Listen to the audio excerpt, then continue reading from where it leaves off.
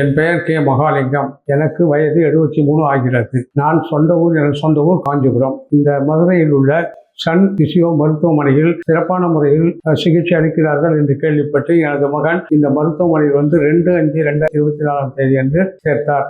அப்போது என்னால் சுத்தமாக நடக்க முடியாத நிலையில் 2 கால்களும் வீங்கி போய் மிகவும் முட்டி வலி, கால் வலி அதிகமாக இருந்து தொடையெல்லாம் வீங்கி போயிருந்தது. அப்போது என்னால் நடக்கவே முடியவில்லை. கைப்பிடித்து தான் கொண்டு வந்து டாக்டரிடம் சேர்த்தார்கள்.